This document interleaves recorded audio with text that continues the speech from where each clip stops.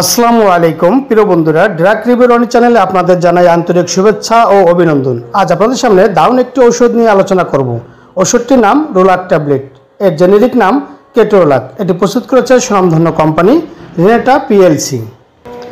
এখন জানবো এর কাজ কি, খাওয়ার নিয়ম, পার্শ্ব প্রতিক্রিয়া, সতর্কতা, গর্ভাবস্থায় ও স্তনদানকালে খাওয়া যাবে কিনা ইত্যাদি। চলুন কথা না বাড়ি মূল আলোচনায় ফিরে যাই। রোলাক 10 mgর কাজ। রোলাক ওষুধটি মূলত ব্যথানাশক ঔষধ হিসেবে ব্যবহার করা হয়।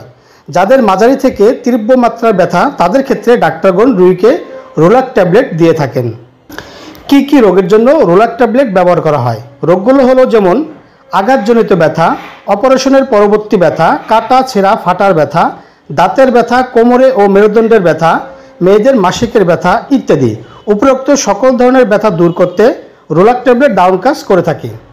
খাওয়ার নিয়ম। প্রাপ্তবয়স্কদের ক্ষেত্রে 4 ঘন্টা থেকে 6 ঘন্টা পর পর একটি করে ট্যাবলেট সেবন করতে হবে। একদিন বা 24 ঘন্টায় 4টির বেশি ট্যাবলেট সেবন করা যাবে না। এই ওষুধটির দীর্ঘ সময় ব্যবহার করা যাবে না। এই ওষুধটির ব্যবহারের সময়সীমা 7 দিন। এর বেশি ব্যবহার করা থেকে বিরত থাকুন। পার্শ্ব প্রতিক্রিয়া। সকল ওষুধেরই কিছু না কিছু পার্শ্ব প্রতিক্রিয়া আছে, তেমনি রোলাকেরও কিছু পার্শ্ব প্রতিক্রিয়া আছে, যেমন বমি বমি ভাব, মাথা ব্যথা, মাথা ঘোরা, অনিদ্রা, ক্লান্তিবোধ, চুলকানি, শ্বাসকষ্ট, হাঁপানি ইত্যাদি সমস্যা দেখা দিতে পারে, তবে সবার ক্ষেত্রে নয়। সতর্কতা। বয়স্ক রোগী, ডায়াবেটিস রোগী, হাঁপানির রোগী, শ্বাসকষ্ট আছে এরকম রোগী, হাড়ের সমস্যা, পেপটিক আলসার, লিভারের অক্ষমতা এই সকল রোগীদের ক্ষেত্রে সতর্কতা বা সাবধানতা অবলম্বন করতে হবে।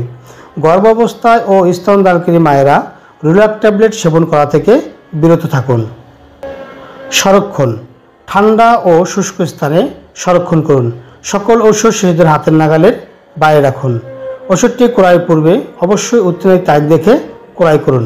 রোলাক ট্যাবলেট সম্পর্কে আরও কিছু জানার থাকলে কমেন্ট করুন, উত্তর দেওয়ার চেষ্টা করব।